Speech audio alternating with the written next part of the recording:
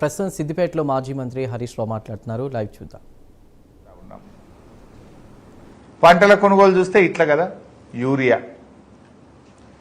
ఇలా కేంద్ర రాష్ట్ర ప్రభుత్వాలు, అటు బీజేపీ ప్రభుత్వం ఇటు కాంగ్రెస్ ప్రభుత్వం, రెండు ప్రభుత్వాలు కలిసి రైతుల జీవితాలతో చెలగాటమాడుతూ ఉన్నాయి ఈరోజు.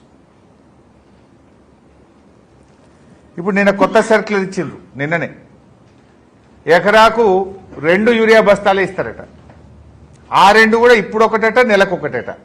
ఆ 2 బస్తాలకు తిరగాలన్నట యాప్ కోసం.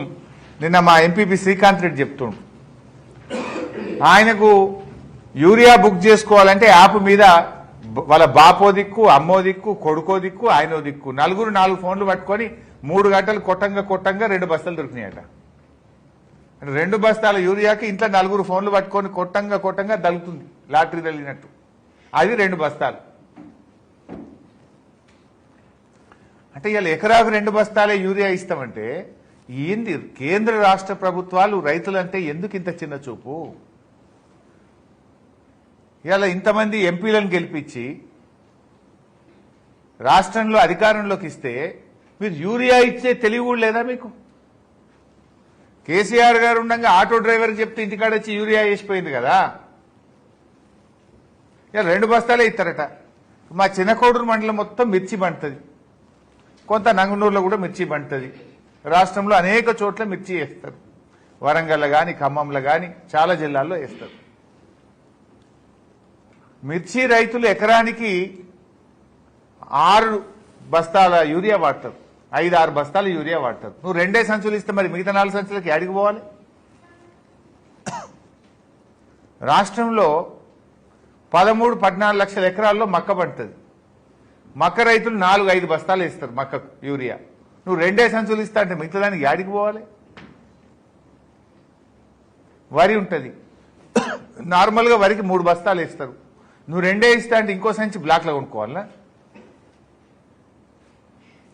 అంటే ఈ రకంగా ఇవాళ యూరియా సరఫరాలో కూడా ఈ ప్రభుత్వం దారుణంగా ఫెయిల్ అయిపోయింది.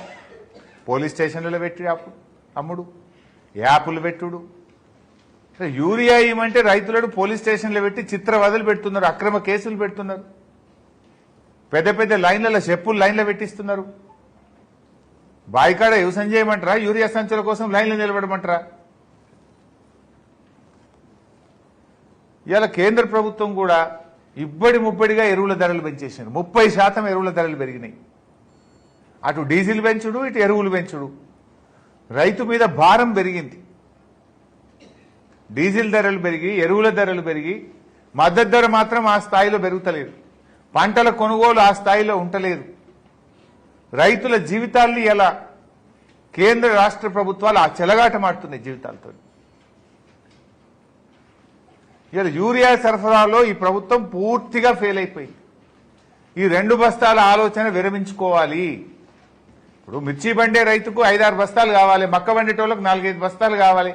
ఏ పంటకు ఏ మోతాదులో కావాలనో ఇయ్యాలి, కానీ అందరికి ఒకటే సూత్రం అంటే ఎట్లా? పంటల దిగుబడి తగ్గిపోతుంది అంటే రైతు వ్యవసాయం చేయొద్దా? మాట్లాడితే రైతు బిడ్డలు, రైతు రాజ్యం అని డైలాగులు కొడతారు కదా. మరి నిజంగా సోయిన్నోడైతే కనీసం కొద్దిగానన్నా రైతు మీద మమకారం ఉంటే, ప్రేమ ఉంటే రైతు అవసరాన్ని మీరు గుర్తించాలి కదా. అందరికీ ఒకటే, సాగుకు ఒకటే మంత్రం, పెళ్లికి ఒకటే మంత్రం అన్నట్టు అన్ని పంటలకు 2 బస్తాలంటే ఎట్లయితుంది?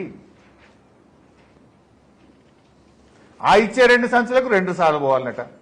దానికి యాప్ పేరు మీద కొంత సమయం పోతే ఒకరు